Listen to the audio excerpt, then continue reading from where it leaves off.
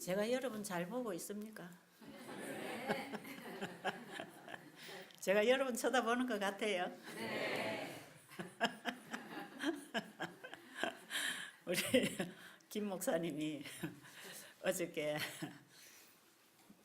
첫날 그저께 오셔서 몇 년 만에 제 설교하는 걸 봤어요.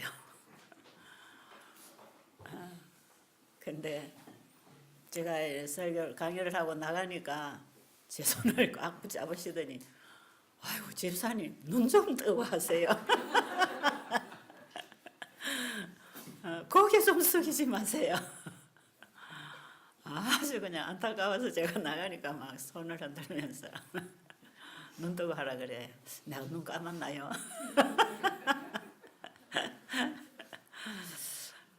제가 지금 눈 감았나요? 떴지요? 우리 요즘에 빵긋빵긋 살아나는 그 우리 둘째 딸이 지난번에 한번 저희 집에 갔더니 눈물이 걸썽걸썽 해가지고 엄마 동영상 찍지 마세요. 엄마 그런 모습 제가 화면으로 보니까 안 좋대요. 동영상 찍지 말고 그럼 어떻게 할까? 그랬더니 음성으로만 내보내세요. 그래도 복음 전하지 마세요 안 해서 다행이구나. 우리 딸내미가 제 강의를 편집하다가 저한테 와서 그럽니다. 엄마 눈 좀 뜨세요.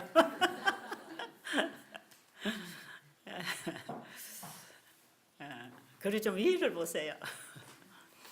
여기 앉아있는 우리 집사님들이 제가 자꾸 눈을 알로 깔면 살거머니 와가지고 다리를 살살 끌고 그래서 놀래서 뭐가 와서 일어나 쳐다보면 눈 좀 뜨세요. 한 번은 그러고 있는데 뒤에서 또 누가 허리에 콕 찔러. 그러보니 그 부원장이 뒤에 앉아있어. 눈 뜨세요. 눈 뜨라고 그러는데 그래도 또 눈이 자꾸 내려오는 것 같아요. 아래게 산에 갔다 오다가 어떤 분이 기운이 빠져가지고 슬퍼서 앉아있어. 왜 그러세요 하니까 안 살고 싶대. 왜 그러냐니까 눈꺼풀이 자꾸 내려와서 안 올라간대. 이분이 어떻게 보셨냐면 이 눈꺼풀이 근육이 무력해지는 근육 무력증이 왔어요. 그러니까 눈이 자꾸 눈꺼풀이 내려와서 안 보인다는 거죠. 그래 죽었으면 좋겠다 그래서 제가 나는 안 보여도 사는데 여기 눈꺼풀을 올리면 보이잖아요. 그럼 볼 필요가 있을 때 눈꺼풀을 올리면 볼 수 있잖아요. 근데 여기 와서 여전히 회복이 안 됩니까 했더니 많이 움직인대요. 지금 많이 움직이고 있다고. 그러면 희망이 있네. 재미있는 일이 많습니다. 제가 지금. 그래서 뭐 어제도 누가 절 보고 또 자꾸 고개 들고 눈 뜨라고 또 그래요. 겸손해져서 그렇잖아.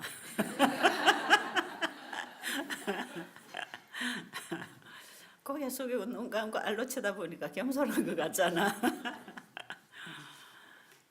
그러고 웃고 있습니다만 제가 눈을 뜨려고 신경 쓰면 눈이 떠요. 그리고 고개 들 수도 있고요. 그런데 말씀을 전하다 보면 우리는 나눠줌으로 받는다 그랬잖아요. 정말 여기 오신 분들을 살리고 싶은 마음이 간절하잖아요. 예수님 설교하신 거 어제 우리 읽은데 보니까 예수님은 사랑과 친절로 사람들에게 다가갔다 그랬죠.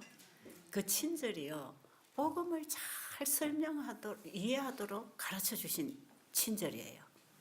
물론 육체적으로도 삶을 통해서도 친절을 베푸셨지만 그분은 영혼들 앞에 설교하실 때에 정말 친절을 베풀었어요. 못 알아듣는 사람이 없도록 하기 위해서. 사랑과 친절로 말씀하셨다고. 그렇죠?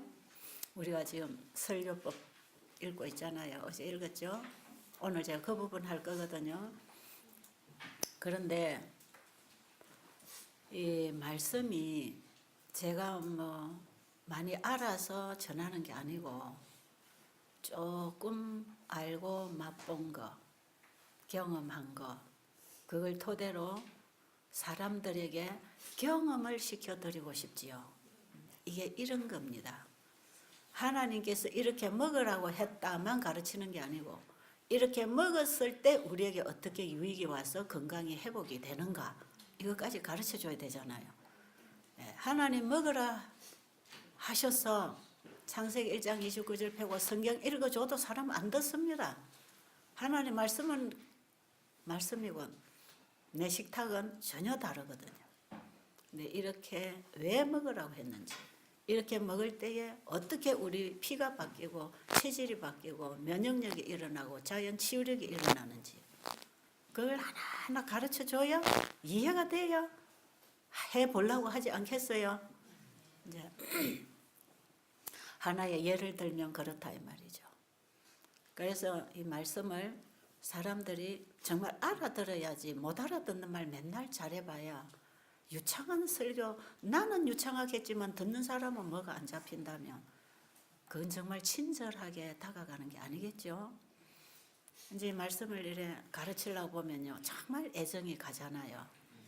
자식 입에 밥 넣어주는 그런 애정이 간단 말이에요. 이걸 먹이줘야 먹고 살 거다 하는 그런 애정을 가지고 말씀을 나누어 먹이잖아요.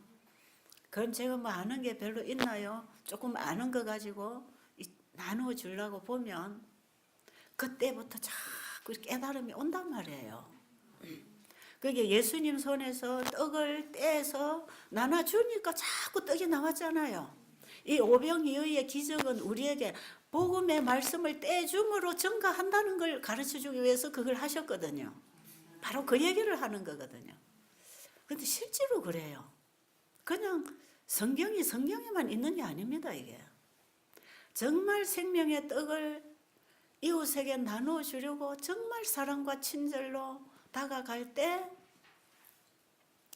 내가 알고 있는 것은 요만큼인데 나눠줄 수 있는 양은 계속 옵니다. 계속 와요.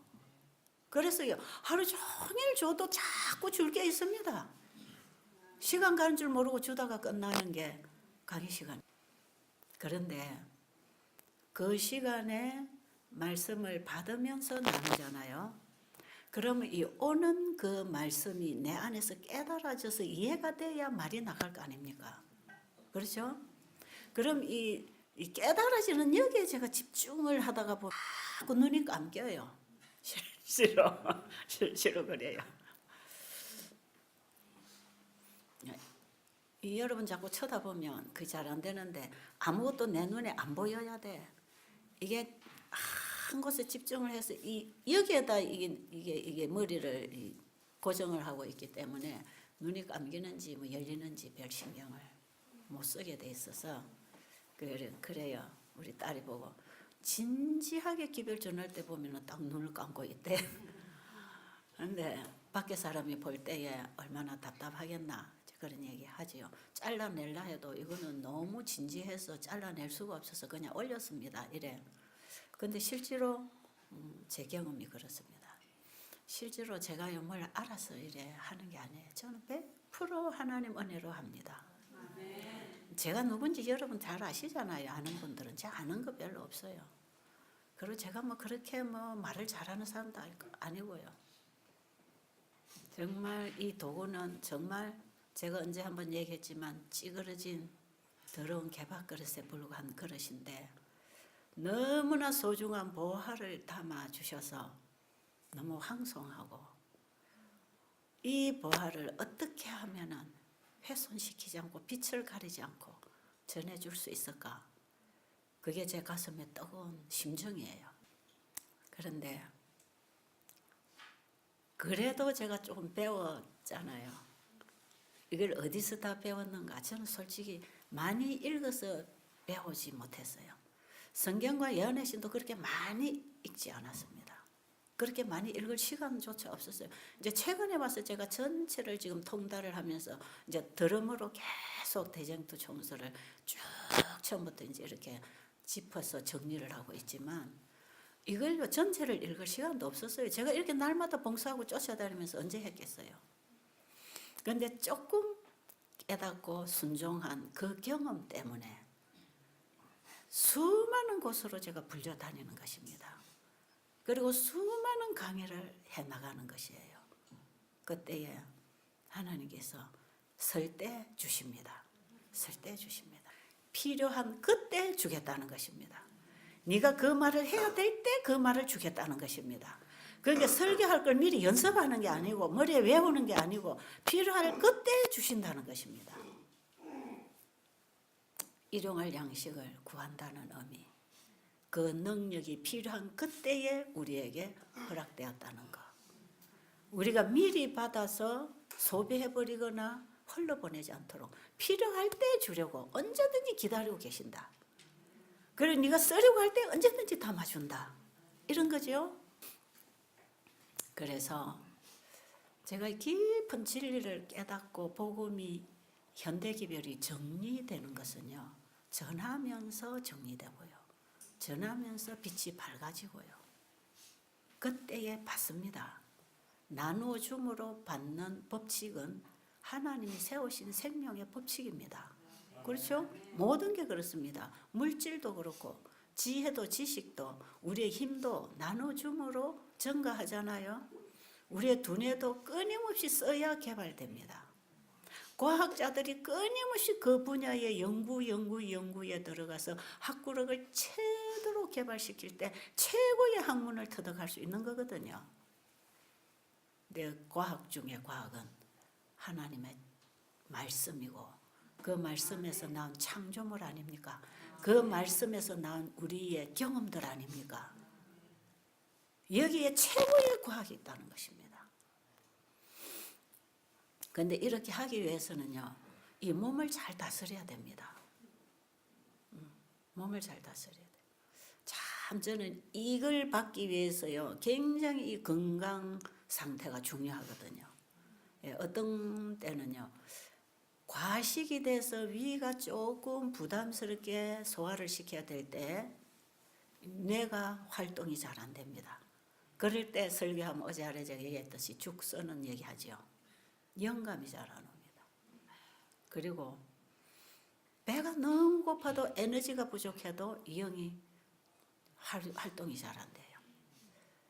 그 여러분 이 건강기별이 얼마나 우리에게 중요한지 모릅니다. 이 마지막 세제천사의 기별을 가지고 살고 전할 이 백성들이 건강기별이 오른팔로 붙어 있다고 하는 것은 반드시 이 복음이 나갈 때 건강기별이 같이 나가겠지만 이 기별을 이해하고 깨닫고 전하는데 나에게 건강기별이 적용돼야 됩니다.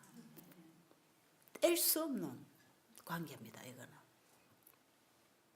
그리고요. 밖에 외식을 해가지고 조금 조미료 들어가거나 고기 국물 들어간 음식을 자신도 모르게 먹자면 엄청 내가 혼란합니다.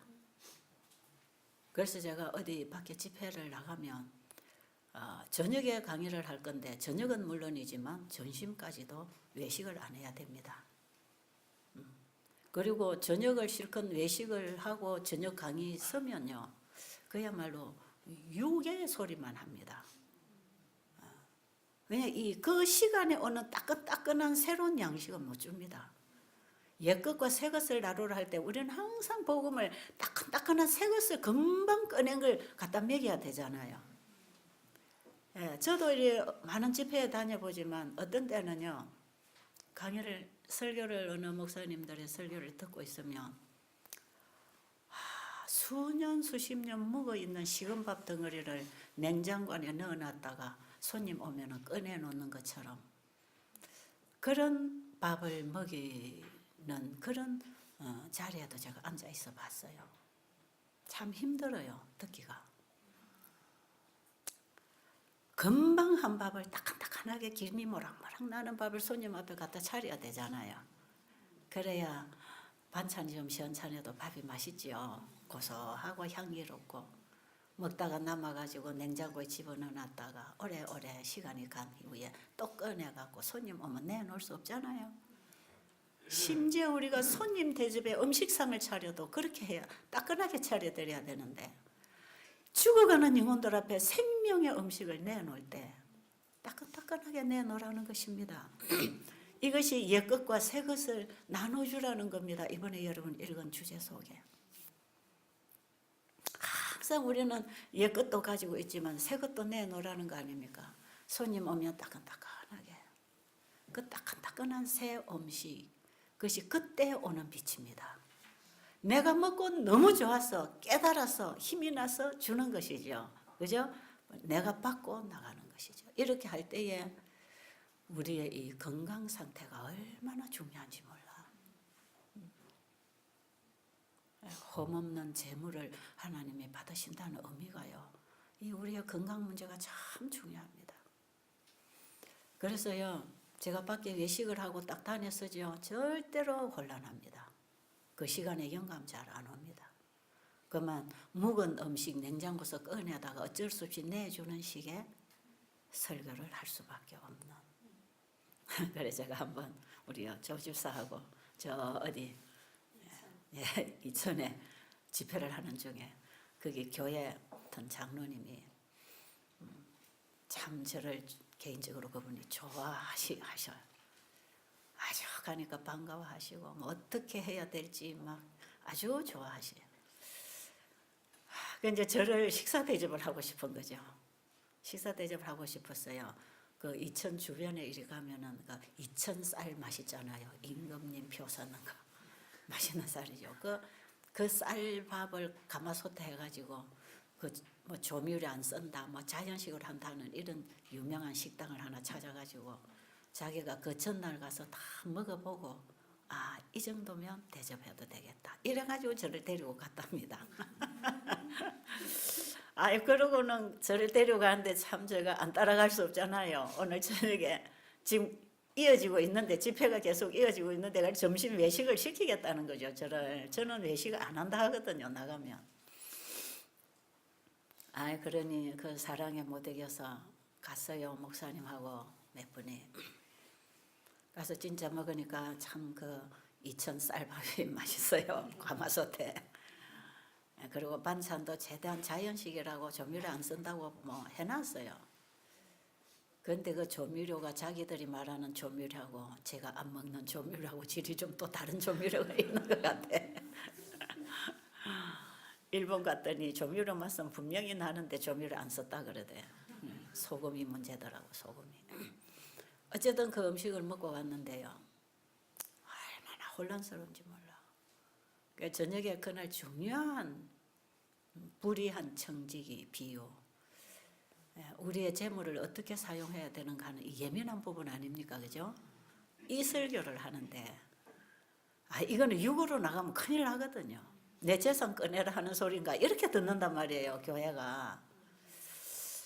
아, 이거야말로 영으로 흘러야 되는데 그 설교할 때 주제를 안 꺼내야 되는데 주제를 꺼냈어요.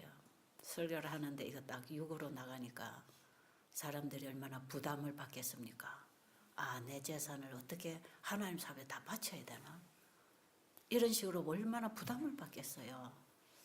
그 이상의 큰 의미가 있잖아요. 우리의 재산은 원래 우리 게 아니죠.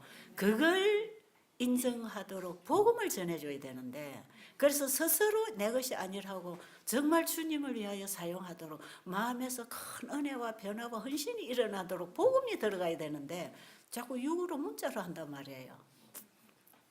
그러니까 제가 설교하다가 그냥 마쳤습니다. 도무지. 그리고 설교를 일찍 마쳤어요. 목사님이 왜 그리 일찍 마치냐 그래요. 목사님 오늘 제가요 설교 죽 썼잖아요. 그랬더니 목사님 아니 좋았는데요. 왜 죽 썼어요? 목사님 모르시죠? 예, 저는 죽 썼습니다. 제 가슴에서 정말 가슴에서 뜨거운 하나님의 사랑을 영혼들의 가슴 속에 넣어주고 싶은데 그게 안 됐어요. 내게 안 왔어요. 내게 그 가슴이 안 오는데 어떻게 나눠줍니까? 은혜도 사랑도 내 가슴에서 와야 나눌 수 있는 거 아니겠어요? 안 나눠져요. 여기 벌써 통로가 딱 막혀요. 이 뇌에서부터 이게 통로가 딱 막혀요. 여러분 이렇게 음식이 중요합니다. 참 중요합니다. 우리는 이 시대에 레위 지파입니다. 그죠? 정말 구별된 백성들이에요. 율법을 보관하고 성소를 보관하고 있는 성소 봉사를 하는 이 시대의 영적 레위 지파들이 얼마나 철저하게 건강개혁을 해야 되고 하나님의 율법을 율법 자체 그대로 우리가 전해야 되는지, 그것이 행위로가 아니라 가슴에 들어가서 사람이 변해서 행위가 나오도록 이렇게 율법을 증거해야 될 때 증거하는 사람의 상태가 얼마나 중요한지. 그리고요, 이 온도도 맞아야 돼. 온도도 참 예민합니다. 이거. 그래서 저는 교회 딱 들어와서 교회가 춥다 썰렁하다 느껴지면요, 강의를 1시간 안 하고 한 20분 30분 하다 끝내줍니다. 많이 해도 환자들 추워서 신경 쓰이니까 안 들리거든. 어떤 때는 이게 갑자기 바깥 날씨가 추워질 때 온도가 싹 내려가요. 평상시처럼 올려놓으면 이게 안 돼요.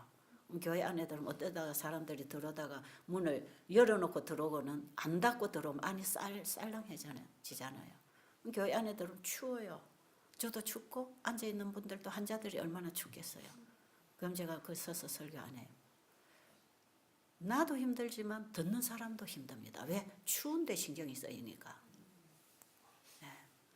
그래서요, 전에 제가 이 일을 하면 사람 10사람이 앉아 있어도요, 이 겨울에 방을 따뜻하게 데워놓는 거예요. 기름이 많이 소모됩니다. 네. 지금은 이걸 다 바꿨지만 저는 기름을 다 돌렸거든요. 그럼 기름이 많이 새벽 일찍부터 달아갖고 태워져야 이 큰 강의실이 데워져서 훈훈한데 사람 어떤 때는 9명 앉아있을 때도 있단 말이에요. 그런데 그 한 명이 앉아있어도 그건 해야 되는 거라. 이렇게 따뜻하게 해줘서 이 사람들이 편안하고 머리가 맑고 마음에 은혜가 오면 말씀 한마디라도 받아 먹을 수 있는 마음이 열릴 거 아니겠어요? 나도 줄 수 있는 준비가 되고 여기에 가치를 두고 일을 하는 거죠. 너무 더우면 또 에어컨을 틀어야 되고 공기가 탁하면 환기를 시켜야 되고 이게요 전부 우리의 영적인 하나님의 진리를 깨닫는데 이거 영향을 미칩니다. 네. 제가 여기 서서 이 옷을 입고 있을 때 옷이 어떤 때는 남의 옷을 입고 딱 설 때요 이 신경이 자꾸 써요. 제가 필리핀 그 아이아스 대학에 가서 강의를 한번 할 때 그냥 천명 선교사 방문을 갖다 우리 관광을 이래 하다가 그냥 티 입고 모자 쓰고 바지 청바지 입고 이래가지고 관광을 하다가 아이아스 대학에 관광을 갔는데 어느 목사님이 저를 아시고는 최 집사 왔네 오늘 오후에 시간 좀 쓰래. 그래가지고 오후에 시간을 썼는데 저 옷차림이 이런데요. 그랬더니 괜찮다고 해요. 그러더니 사모님이 내 옷 갖다 드릴게요. 그래가지고 사모님 옷을 딱 입었는데요. 이게 진짜 남의 옷 입은 거 불편하죠. 남의 옷을 입고 강단에 섰는데 이게 신경이 쓰이는 거야.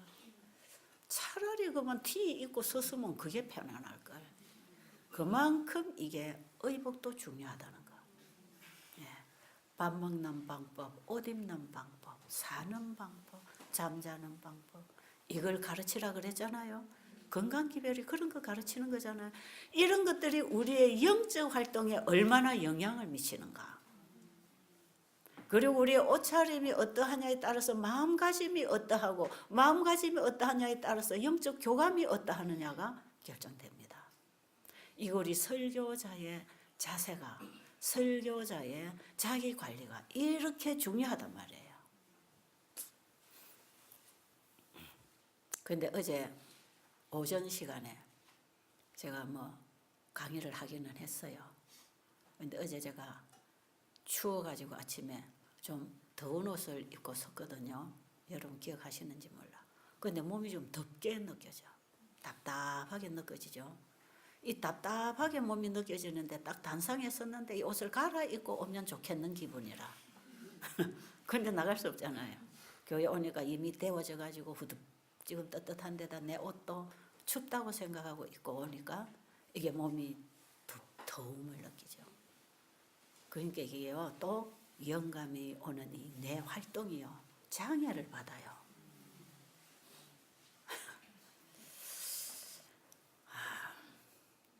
그러니까요, 행설수술합니다. 행설수술. 참 예민합니다. 목이 마르러서 몸이 물을 필요로 하는데 물을 안 마셨다. 소변이 하고 싶은데 안 하고 왔다. 이런 것도 전부 다 영향을 미칩니다. 그러니까 하나님의 기별을 통과시키는 이 도구가 정말로 하나님의 법대로 조절을 받고 있어야 됩니다. 이게 셋째 천사 기별과 건강개혁 사업이 함께 가라는 거 아닙니까? 이런 부분까지 제가 얘기하면 여러분 너무 어렵다 그럴지 몰라요. 그런데 우리는 마지막 기별을 전파할 마지막 새 천사들입니다. 우리는 큰 해침을 할 일꾼들입니다. 그럴 때 우리의 삶의 생활의 개혁, 건강개혁이 필수적으로 일어나야 된다는 거. 그리고요, 속이 불편하고 뭐가 마음에서부터 은혜가 안 오면 소리가 커집니다. 그걸 고함치지요. 육의 소리가 막 나와요. 감정이 또 나와요. 듣는 청중들은 저 육으로 하는지 영으로 하는지 다 감지하거든요. 그래서 내가 뭐가 안 편하면 소리 자꾸 커집니다. 그런데 진지할수록 소리가 작아집니다. 차분해집니다. 아주 부드러워지죠. 은혜스러울수록 소리가 차분해지고 부드러워지고 진지해지고 진실해지고 진실되고 정직하게 내 자신의 상태를 정직하게 보면서 강의를 하면 강의를 할 때 자아가 안 나타납니다. 그런데 나의 죄됨을 조금 가리고 된 것처럼 하고 단에 딱 서면 자아가 나타납니다. 자, 여러분 오늘 전거를 위한 전파 이제 4부 1장부터 큰 제목만 한번 짚어 넘어가겠습니다. 왜냐하면 밖에 있는 분들, 책을 못 보는 분들이 뭘 가지고 얘기를 하나 그게 또 궁금할 테니까. 예. 1장부터 우리 제목 한 번씩 좀 읽고 넘어가겠습니다. 1장이 뭐예요? 우리 예. 자, 우리 조 집사님 마이크 없나요? 예, 마이크 대고 한번 읽어주세요. 네, 그리스도의 설교와 랍비들의 설교. 예, 그리스도의 설교와 랍비들의 설교가 어떤 차이가 있었는가? 거기에 여러분들이 읽어보신 분들은 알게 될 것입니다. 랍비들의 설교는 지식이었습니다. 이론이었습니다. 기계적으로 하는 설교였다 그럽니다. 알고 있는 걸 계속 되풀이하는 것. 자기가 알고 있는 걸 계속 되풀이해서 기계적으로 하는 소리. 메마른 설교. 감동을 주지 못하는 설교였는데 그 설교는 사람들이 들으면 들을수록 하나님을 더 안 믿게 됐답니다. 왜요? 하나님을 제대로 만날 수 없으니까, 이해할 수 없으니까 너무 어렵고 이론적으로 전하고 있었기 때문에. 그런데 예수님의 설교는 그분 자체가 진리입니다. 그분 자체가 사랑입니다. 그분 자체가 말씀이죠. 말씀이 언어로, 말로, 행동으로, 품성으로 영혼들에게 다가갔잖아요. 그래서 예수님의 강의를 듣고 있는 청중들은 그 청중들이 전부 다 자기 얘기를 듣고 있었답니다. 진리는 한마디의 말이 전체에게 자기 얘기로 들리는 게 진리입니다. 그러니까 청중들이 다 나를 위해서 하시는 설교, 나에게 주시는 말씀이네. 그러니까 감동 먹을까요?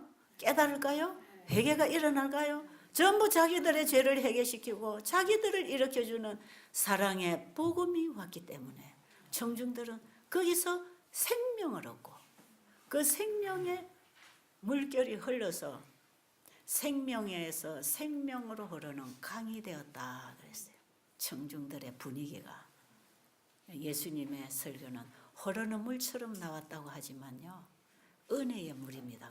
은혜의 물. 그분의 음성에는 곡조가 있었다 그러죠. 그게 영혼들의 심령을 두들기는 그분의 심령이었습니다. 물론 말소리도 따라가겠지만 말소리보다 더 중요한 것은 그 말에 포함된 애정과 상대방에 대한 관심과 사랑 아니겠어요? 자기가 진리이기 때문에 이 진리를 영혼들 속에 어떻게 심어야 되는지 그 가슴을 자기가 가지고 있기 때문에 그들의 가슴을 만지면서 넣어줄 수 있었다는 것. 그래서 누구든지 열린 마음만 있으면 그분으로부터 은혜의 진리를 충분히 받고 회복받고 변화받을 수 있는 생명의 말씀을 전했습니다. 그런데 그 설교하는 그 자리에 바리새인과 서기관들과 제사장들도 와 있었어요.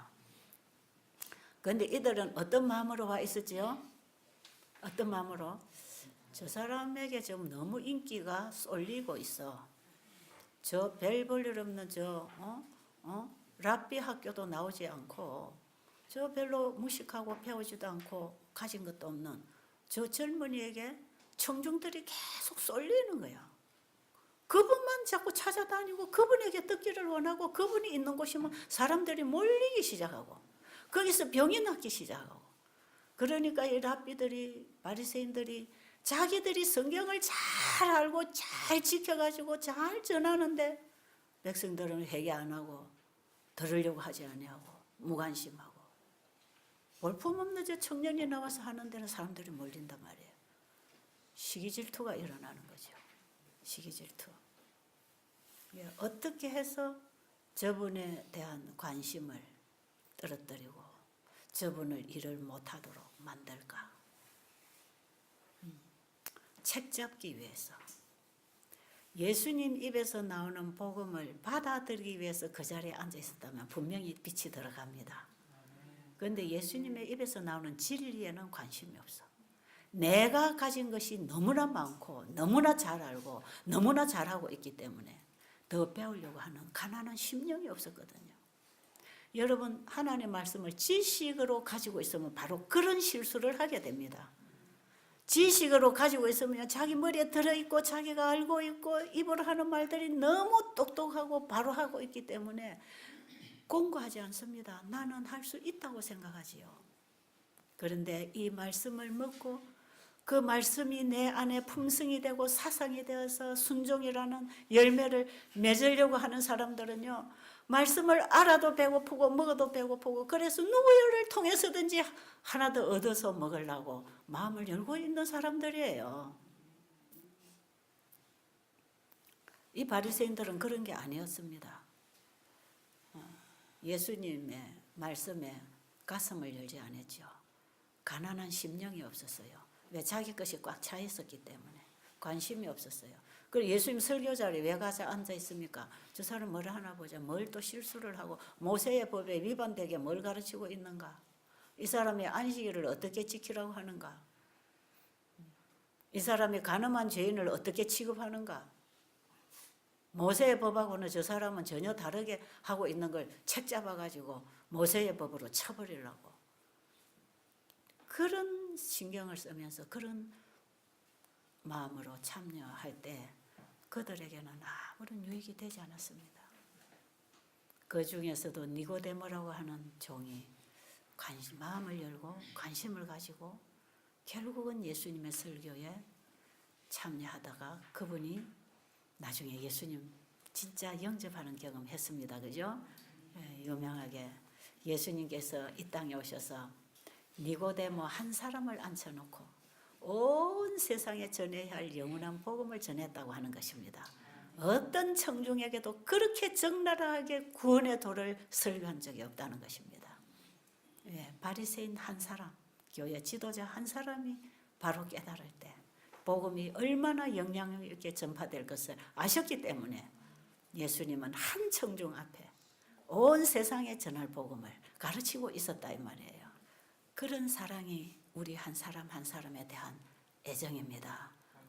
오늘날 그 주님은 우리 한 사람 한 사람 이 마지막 대열의 마지막 최후의 남은 무리의 자리에서 이 하나님의 율법을 온전히 회복해서 하나님이 어떤 분인가를 증거해야 될 이 증인들을 예수님이 길러내기 위해서 지금 얼마나 관심을 가지고 우리에게 다가오시겠습니까?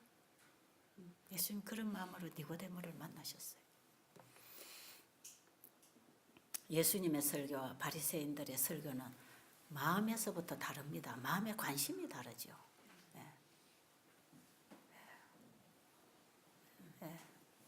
세상에서 들려오는 이런 유식한 소리를 한 것도 아니고요. 그들의 전통이나 유전도 아니었고요. 그걸 다 깨부시고요. 하나님의 말씀만을 전했습니다.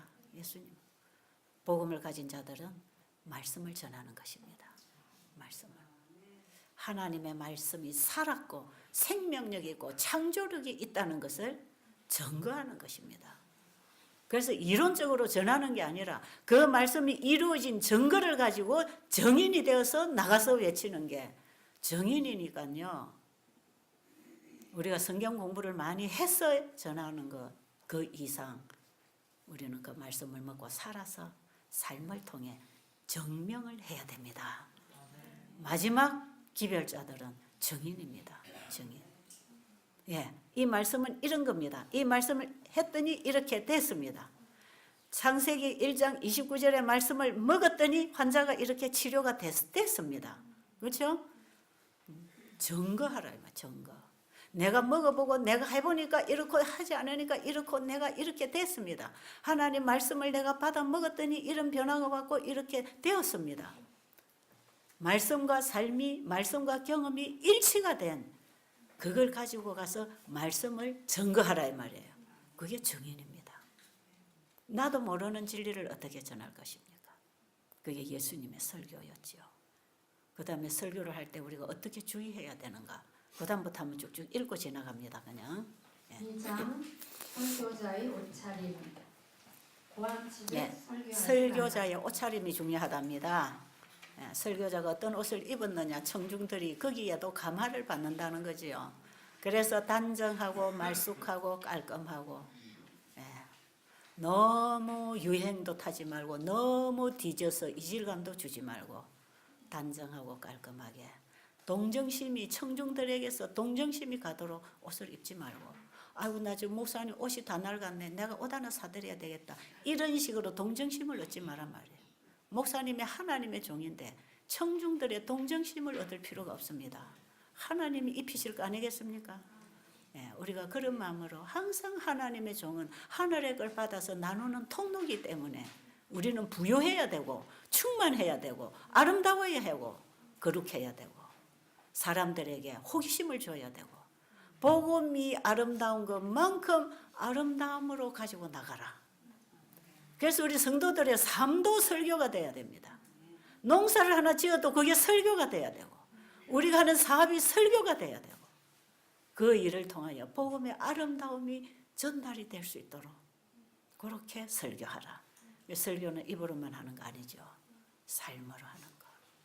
자, 그 다음에 3장 고함 치듯이 설교하지 마라. 그냥 공을 탁 던지면 벽에서 부딪혀서 다시 돌아오도록 고함 치듯이 설교하지 말고 소곤소곤 진실되게 진지하게 다가가서 하나님의 가슴을 나누는 거다 이 말이죠. 그렇죠? 그 다음에 4장 온 우주 앞에서 설교하라. 온 우주 앞에 설교하라가 뭡니까? 세상 거 끌어다 가르치지 말라 이 말이에요. 하나님이 주신 것이 이런 것입니다 하고 증거할 때 온 우주 국민들도 그 설교를 듣고 하나님을 더 알 것입니다. 그러니까 지금 우리가 얼마나 중요한 역할을 하는지 모릅니다. 이 지구는 우주의 교과서라고 그러잖아요. 하나님이 어떤 분인 것을 증명하는 이 남은 무리들을 통하여 하나님의 능력과 사랑과 품성이 증명되어 갈 때 우주가 우리를 통해서 하나님을 배운다 이 말이에요. 그러니까 사람 우리 죄인들 앞에서만 설교하지 말고 누구 앞에서도 하라? 우주 국민들 앞에서 설교해라. 사명이 대단합니까? 이 마지막 세제천사 기별에 하나님은 어제 우리가 봤잖아요. 밀러의 꿈에서 그 보화를 우리에게 다 줬습니다. 하나님의 품성의 보화입니다. 여러분 그 보화들을 다 꺼내서 하나님이 어떤 분인가를 우주 앞에 드러내라 이 말이죠. 그러니 여러분 이 마지막에 셋째 천사 기별을 전하는 마지막 기별자들은 어떻게 복음을 알아야 되고 나눠야 되고 전파해야 하는지 참 우리의 책임이 무겁지 않습니까? 내가 할 수 있는 게 아니고 그분의 통로가 될 때 가능하답니다. 그 희망 있지요? 예, 내가 되어서 하기는 불가능입니다. 예, 그분의 통로로 들이세요. 내가 준비한 설교를 하지 말고 그분이 주시는 양식을 받아서 나눠야 따끈따끈한 것입니다. 그렇게 설교하라는 거죠. 방법을 알면 이게 부담이 아닙니다. 복음입니다. 어저께도 제가 말씀드렸지만 하나님의 그 거룩한 품성 우리는 그거 못 만들어냅니다. 성령의 열매 못 맺혀나갑니다. 팔복에 있는 우리의 품성 우리가 그거 못 만듭니다. 읽으면 부담스럽고 쓰러질 수밖에 없지요. 그런데 주님께서 내가 해준다. 내게로 오라. 네가 안 되는 그거 안 돼서 넘어진 죄를 나에게 갖다 주면 내가 되는 것 너에게 줘서 네가 하게 해줄게. 쉬워요 어려워요? 이 믿음의 의가 이렇게 쉬운 것입니다. 우리 죄인들이 받아 누리게 아주 적당하게 만들어 놓은 법이 이게 복음의 법칙들입니다. 그러니까요. 내가 이렇게 설교를 못하니까 나는 안 돼. 그게 아니고 나를 주님의 통로로 드리면 그분이 쓰시겠다. 지금도 저는 그 주님의 뜻을 여러분에게 전달하기를 원합니다. 내가 통로가 되기를 원합니다. 이런 말씀이네요. 저 말씀을 제가 많이 읽었는데 지금 깨닫고 보니까 그런 말씀이네. 그런 거잖아요. 저도 지금 깨닫고 전하는 것이에요. 우주 앞에 설교하라는 뜻이요. 다 지금 이 시간에 깨달았습니다. 우주 국민들이 배워야 됩니다. 우리를 통해서. 하나님을 알아야 합니다. 그렇겠죠? 그러니 우주 국민들 앞에서 이제는 설교해야 되겠죠.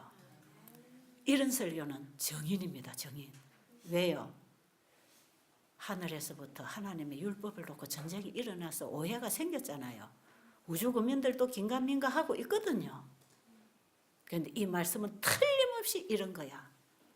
이걸 증거해야 되잖아요. 정인이 나타나야 선악의 대쟁투, 율법에 대한 전쟁이 끝나는 것입니다. 그래야 구속사업이 완성되고 영원한 우주가 영원히 안전하게 하나님의 율법 위에서 영영이 서게 될 것입니다. 그러니까 우리가 이 정인이 돼야 되니까 이 놀라운 사명을 받았습니다. 그만큼 그분의 놀라운 은혜가 허락되어 있습니다. 나는 아니지만 그분이 해주시니 믿음으로 받고 나가자 이 말이죠. 그 다음에 뭐지요? 5장 자아가 드러나지 예, 않게 5장 하라. 자아가 드러나지 않게 하라. 자아가 드러나지 않으려면 어떻게 해야 됩니까? 자기를 알아야 되잖아요. 자기에게 정직하라 이 말이에요. 자기에게 정직하라. 정말 자기에게 정직하면 자아가 드러나지 않습니다. 나는 뭔가 된 것처럼 얘기하는 그거는 자아가 정직하지 않은 것입니다. 내가 된 줄로 가리고 있는 거죠. 깊이 들어가 보면 내 속에 거하는 죄들이 가득 차 있는 더러운 쓰레기장인데 거룩한 복음을 전할 때 내가 굴복돼야 됩니다. 그러니까 복음을 전할 때 십자가가 필요합니다. 그렇지 않나요? 복음을 전할 때 예수님 필요하잖아요. 복음이 전할 때 자기를 부인하고 십자가를 지고 복음을 증거해야 됩니다. 나의 연약함을 주님 앞에 내려놓고 주님의 그분의 것을 받아서 전하는 것. 그래서 우리가요 십자가 경험은 단상에 설 때 제일 필요합니다. 왜? 단상에서 전파되는 이 복음을 받는 청중들이 그 복음을 듣고 영생을 얻을 수도 있고 멸망을 당할 수도 있는 이 소중한 자리에 하나님이 세워놨을 때 자기를 부인하는 일이 단상에서 일어나야 돼. 그래서 나는 부인되고 자기는 죽어버리고 그분의 영광만 드러나도록 그분이 나에게 행하신 그 일만 증거하도록 그래서 그분이 내 안에서 하신 일을 증거할 때 내가 한 게 아니고 그분의 말씀이 내 안에 와서 이루신 확실한 증거를 가지고 하나님의 말씀을 높이는 것입니다. 그분께 영광을 돌리는 것입니다. 그러니까 복음을 전하는 사람이 단상했을 때 십자가 경험해야 됩니다. 그게 자기를 드러내지 않는 것, 주님만 드러내는 것, 그게 십자가 아닙니까? 내 드러내면 어떻습니까? 나는 죽었는데 내가 드러나올 게 뭐가 있습니까? 죄가 이미 나를 죽였는데 나는 죽었다는 사실을 깨닫고 예수님만 증거하는 것입니다. 그렇죠? 모든 복음에 우리가 전하는 설교에는 예수님이 드러나야 합니다. 그래서 그 다음에 6장 날카로운 비판을 삼가라. 네, 날카로운 비판을 삼가라. 막 누가 이렇고 저렇고 쳐냉기는 거, 저 교환권이 어쩌고 저쩌고 이렇게 설교하지 마라 그랬어요. 우리가 그것만 했죠. 저 일월 예배 드린 사람은 바벨론이고, 그래서 거기에는 구원도 없고. 여러분 그렇게 전하는 게 아니고 빛이 없는 그들에게 진리의 빛을 전달하는 우리는 통로로 복음 전도자로 서야지 상대방을 비판하거나 이런 건 아니다 이 말이죠. 그런데 마지막 셋째 천사 기별은 쳐주는 기별이랍니다. 깨우치는 기별, 죄를 고하는 기별. 그러니까 죄 가운데 있는 사람들이 가책을 받아야 될까요? 받아야 되는 기별을 전해야 됩니다. 바리새인들과 서기관들이 가책을 느끼도록 예수님은 복음을 전하시는 거죠. 그러니까 절대로 날카로운 비판은 안 하지만 진리를 용감하게 똑바로 제시해야 되는 것은 맞습니다. 그죠? 진리를 똑바로 용감하게 담대하게 그리고 정직하게 전하라 그러잖아요. 진리는 담대하고 정직하게 늘 내 자신의 연약함을 깨닫고 이 거룩한 복음을 전할 때 날카로운 비판이 나가는 게 아닙니다. 그렇죠? 왜? 자기 자신도 연약한 줄 알기 때문에 동정심을 가지고 복음을 전하는 것이지요. 예수님은 복음이 없어 죽어가는 영혼들, 죄의 종이 돼서 살아가는 영혼들, 그들에게 동정심을 가지고 다가갔듯이 우리의 복음에는 동정심이 들어가야 되는 거라. 모르는 사람들에게 정말 이것이 아니고 이 세상에서 이 진리가 가서 세상과 잘라서 진리의 대열에 서도록 날카로운 칼이 되어서 진리와 비진리를 잘라내지만 동정심을 가지고 그들에게 다가가야 된다는 거예요. 그 복음의 정신이 있으면요 동정심도 같이 옵니다. 정말 살리고 싶고 구원하고 싶은 가슴, 그 심령이 일어나기 때문에 동정심이 가는 거죠. 그리고 자기 자신도 그들과 같이 연약한 죄인이라는 걸 정직하게 알고 있는 사람들은 교만해지지 않습니다. 자아가 드러나지 않습니다. 그렇게 복음을 전하라는 거죠. 그래서 다른 교리 싸움하지 말고 논쟁하지 말고 이 마지막 기별은 절대로 논쟁하지 말래. 논쟁은 영혼을 구원하지 못합니다. 복음이어야 성령의 능력이어야 영혼을 구원하고 변화시키지 절대로 논쟁하지 말라. 신학적 논쟁 이거 좋은 거 아닙니다. 저는 우리 재림교회하고 1월 교인들이 만나가지고 우리 안식일이 맞다 안식일 맞다 이런 것도 어떻게 보면 필요하겠지만요 저는 그게 바람직한 일이라고는 생각 안 합니다. 재림교회를 개신교회가 인정했다 때문에 자부심 생깁니까? 재림교회가 개신교인들한테 인정받아야 됩니까? 아니요. 우리는 우리가 가진 이 마지막 온전한 기별이 있습니다. 이 빛을 비추어서 그들에게 빛을 비추어야 되지. 그들이 우리 교회와 우리 진리를 인정했다고 만족한 건 아니다 이 말이에요. 어떻게 그걸로 만족할 수 있습니까? 우리가 가진 이 보석 상자 이게 얼마나 큰 건데 빛이 없는 그들에게 빛을 비추어 줘야 될 사람들이 그들이 우리를 저들하고 똑같다고 인정했기 때문에 문제가 없나요? 그리고 그런 논쟁할 필요가 없는 것은 우리가 가진 기별의 빛을 비추었더라면 논쟁할 필요 없습니다. 왜요? 모든 나라와 족속과 방언에게 이 기별을 전했더라면 이 빛을 보고 그들이 들어올 것이기 때문에 이 빛으로 돌아올 것이기 때문에 논쟁할 필요가 없습니다. 그냥 빛을 비추는 거죠. 복음을 전파하는 거죠. 그게 진리를 가진 이 교회가 이 빛을 비추지 않으니까 다른 저 세상 어떤 종교들에게 비판을 받고 짓밟히고 우리의 빛은 다 가려져 버리고 오류와 쓰레기들이 들어와 가지고 섞어 있으니까 빛이 없으니까 조롱하는 거지요. 조롱하는 자리입니다. 그거 논쟁하는 자리는 조롱받는 자리예요. 가슴 아픈 자리입니다. 그게 논쟁하는 거 아닙니다. 논쟁하다가 박 터지잖아요. 다 예수님의 인성이 어떻고 신성이 어떻고 싸우다가 깨져 넘어지잖아요. 영혼들 다 놓쳐요. 완전주의가 어쩌고 뭐 신신하게 어쩌고 하다가 전부 영혼 다 놓친다니까요. 편견 만들어가지고 그래가지고 뭐 재림교가 썩으니 나를 따르라 해가지고 교회를 분산시키고 교회를 약하게 만드는 이런 일들이 얼마나 많은지 몰라요. 내가 가진 게 전부고 너희들은 틀렸으니까 이래갖고 논쟁하지 말자. 여러분 이번에 세제천사 기별을 조금 깨달았다 해서 교회 가서 논쟁하지 마시기 바랍니다. 이 기별은 품성이고 빛입니다. 이것은 우리의 품성을 통해서 우리의 삶을 통해서 빛으로 들어가서 그들의 가슴 속에 스며들도록 그렇게 합시다. 말은 바로 해야 될 거 아닙니까?